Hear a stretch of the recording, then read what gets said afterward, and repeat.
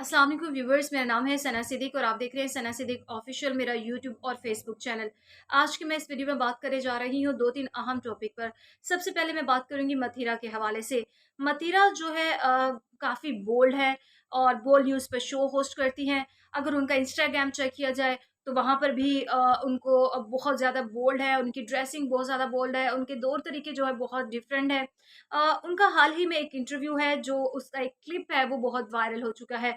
और उस क्लिप में वो ये कह रही हैं कि वो नमाज़ पढ़ती हैं, तहज्जुद का एहतराम करती है, सलाते हाजात पढ़ती हैं। तो इस क्लिप को वायरल होने के बाद जो है लोग इस पर कमेंट्स कर रहे हैं और क्रिटिसाइज़ कर रहे हैं मतीरा को, और कह रहे हैं कि 900 चूहे खाकर बिल्ली हज को चली, अपना इंस्टाग्राम जाकर देखो, वहाँ पर तो पिक्चर्स किसी और तरह की लगाई होती है। और इस तरह के कमेंट्स जो है इस पर किए जा रहे हैं। मतीरा की बात करूँ तो मतीरा ने ये भी कहा है कि वो कुरान पाक जो है इंग्लिश में पढ़ रही हैं, क्योंकि उर्दू और अरबी ज़बान पर कमान हासिल नहीं है, कमान नहीं हासिल, तो इस वज़ह से वो इंग्लिश में पढ़ रही हैं ताकि वो उसका कुरान पाक को समझ सके। नो डाउट कुरान पाक को पढ़ना बहुत ज़्यादा सवाब है, लेकिन उसको समझना उससे ज़्यादा ज़रूरी है। तो मतीरा यही कह रही है कि वो कुरान पाक इंग्लिश में इसलिए पढ़ रही हैं ताकि उनको अच्छे तरीके से समझ आ जाए। तो अल्लाह जिसको हिदायत देना चाहे, बहुत अच्छी बात है अगर वो ऐसा कर रही हैं। हम लोगों को उस पर क्रिटिसाइज़ नहीं करना चाहिए, क्योंकि माज़ी में अगर हम देखा जाए तो चाहे पाकिस्तानी एक्ट्रेस हो या इंडिया में मौजूद मुसलमान जो एक्ट्रेस हैं वो हों, मुस्लिम एक्ट्रेस, बहुत सी ऐसी एग्ज़ाम्पल्स हमारे लिए मौजूद है। एक सबसे बड़ी एग्ज़ाम्पल सना खान की है, जो कि अपनी करियर के बहुत बुलंदी पर मौजूद थीं और शानदार उनका करियर था, मगर वो वहाँ से उन्होंने अपना करियर छोड़ा और वो जो है मुकम्मल तौर पर पहले से ही वो नमाज़ें वग़ैरह थोड़ा-थोड़ा उन्होंने पढ़ना शुरू की हुई थी, और एकदम वो फिर मुकम्मल तौर पर जो है पर्दे में आ गई और एक शादी भी कर ली उन्होंने, और इस फ़ील्ड को अल्लाह हाफ़िज़ कह दिया, खैराबाद कह दिया। और इस तरह की बहुत सी और भी एक्ट्रेस मौजूद है। अगर पाकिस्तान में बात की जाए तो पाकिस्तान में भी ऐसी बहुत सी एक्ट्रेस मौजूद है, जिसमें नूर जो है सर-ए-फ़हरिस्त है। तो इस तरह की बहुत सी एक्ट्रेस मौजूद है। अगर मतीरा इस पर अमल करना चाह रही है तो इसमें कोई बुराई नहीं, और हम लोगों को क्रिटिसाइज़ नहीं करना चाहिए, क्योंकि हर इंसान गुनाह करता है, चाहे आप हो चाहे हम हो। लेकिन अगर किसी दूसरे का गुनाह हमें थोड़ा डिफरेंट नज़र आ रहा होता है तो हम उसको क्रिटिसाइज़ करते हैं कि ये ज़्यादा बुरा है, इसका गुनाह ज़्यादा बड़ा है। तो ये हिसाब करने वाला, ये बताने वाला तो अल्लाह की ज़ात है।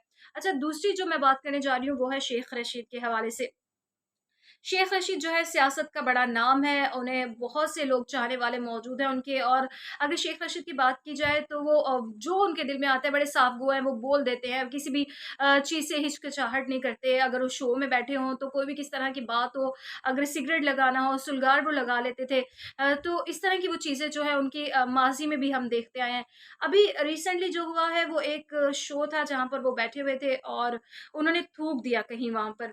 और वो जो उनकी वीडियो है जो है वो काफ़ी वायरल होगी, और रशिया के एक मैगज़ीन में और रशिया के न्यूज़ चैनल पे उसकी खबरें चली, और रशिया के एक मैगज़ीन में उनको जोकर कहा गया कि एक जोकर है, और इस तरह की बातें की गई जो कि बहुत बुरी बात है। अगर वो हमारे हमारे सियासतदान हैं, बहुत बड़े, और एक बड़ा नाम है उनका और बड़े लोग उनको जानते हैं, और वो बड़े अच्छे मंझे हुए सियासतदान हैं। तो हमें तो बिल्कुल अच्छा नहीं लगा कि बाहर अगर कोई उन पे इस तरह की उँगली उठा रहा है, उनके ऊपर मज़ाक बना रहा है, तो इस तरह की बातें करनी भी नहीं चाहिए कि अगर आप कहीं पब्लिक प्लेस पर मौजूद हैं, कहीं शो पर मौजूद हैं, तो ऐसा होता है कि लोग बड़ी अजीब-सी ड्रेसिंग करके चले जाते हैं, या उनको कोई मैनर्स नहीं होते, कोई एथिक्स नहीं होते, किसी भी तरह की बात कर देते हैं, कुछ भी कर लेते हैं। तो इन चीज़ों पर थोड़ा ध्यान रखना चाहिए, क्योंकि अगर आप बाहर कहीं पर मौजूद हैं, या आप स्पेशली टीवी पर मौजूद हैं, कहीं जहाँ पर आपको सारी दुनिया देख रही है, तो कुछ इस तरह के चीज़ें नहीं करनी चाहिए जिसके बाद आपको बाद में क्रिटिसाइज़ किया जाए। अच्छा, तीसरी बात मैं करूँगी यहाँ पर डॉलर के हवाले से। डॉलर की जो है एकदम से प्राइस जो है वो नीचे आना शुरू हो गए हैं, और उसकी वजह क्या है?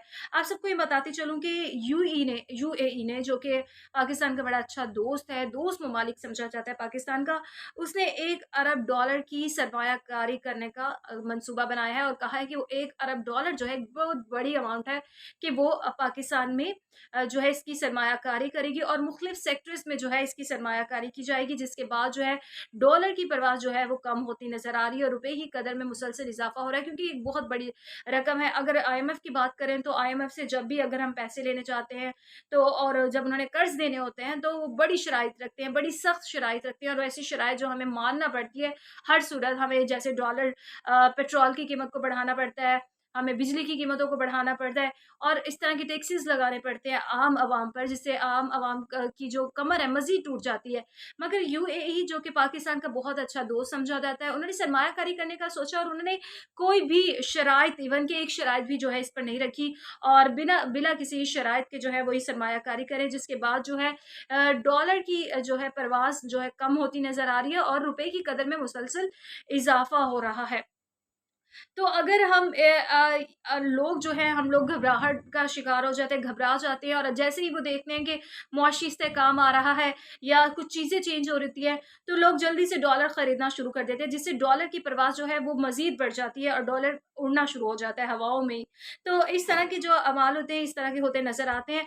अगर यही चीज़ें अगर हमारे सियासतदान जो इस वक़्त हुकूमत में लोग मौजूद हैं, अगर इस चीज़ों को कंट्रोल करें, मईशत को मुस्तहकम रहने दें, लोगों को घबराहट का शिकार ना बनाएँ, तो ये चीज़ें जो है डॉलर की परवाज़ जो है वो नीचे आ सकती है। क्योंकि इससे पहले बहुत पहले एक सहाफ़ी थे जिन्होंने इस चीज़ को बताया था।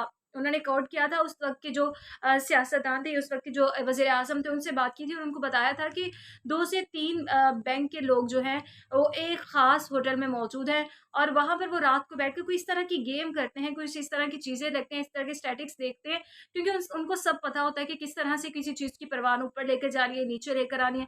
तब डॉलर 60 का था, तो वो कहते हैं कि डॉलर अगर बढ़ता भी था, तो 60 रुपीज़ और कुछ पैसे, 60 रुपीज़ कुछ पैसे ज़्यादा हो गया, कुछ कम हो गया, मतलब रुपए में नहीं जाता था, पैसों में उसकी कीमत जो है बढ़ती थी।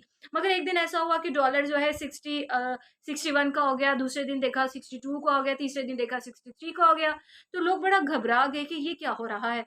जिस पर उन्होंने ये सारी तफ्तीश की और उन्होंने फिर बताया कि ये बैंकों के लोग जो हैं वो कहीं पर बैठकर 2-3 बैंक के इकट्ठे होकर इस तरह की सूरत-ए-हाल बनाते हैं, रात को बैठकर कुछ स्टैटिक्स करते हैं। तो उन्होंने उस वक़्त के वज़ीर-ए-आज़म को जाकर कहा कि ये सब कुछ हो रहा है और इनको मना किया जाए। तो उन्होंने कहा कि आपको फ्री हैंड देते हैं, आप इनसे जिस तरह से निपटना चाहें, आप निपट लें। जब उन्होंने उधर जाकर फिर उन लोगों के सदूर जो थे, उन बैंकों के, उनसे बात की और उनको बोला कि आप इन लोगों को मना कर लें, वरना ये जो है जो डॉलर की परवाज़ जो है बढ़ती जा रही है, वरना फिर हम जो करेंगे, हमें आपने कुछ नहीं कहना। जिसके बाद उन्होंने जो सुदूर बैठे हुए थे, उन्होंने फिर उन लोगों को मना किया और उनको कहा कि आप इस चीज़ पर, इस तमाम चीज़ों पर ना देखें या स्टैटिक्स इस तरह के ना करें जिससे डॉलर जो है उसकी परवाज़ में इज़ाफ़ा हो। जिसके बाद उन्होंने कहा कि डॉलर खुद ब खुद अपनी परवाज़ से कम होता गया और नीचे आता गया और डॉलर दोबारा से 60 पर आ गया।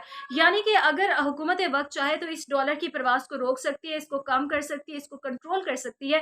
नाज़रीन, अब तक की वीडियो से इतना ही। एंड पर आपसे एक बार फिर से गुज़ारिश करेंगे, यूट्यूब चैनल सब्सक्राइब कीजिए और मेरा फेसबुक पेज इसको ज़रूर फ़ॉलो कीजिए। बहुत शुक्रिया।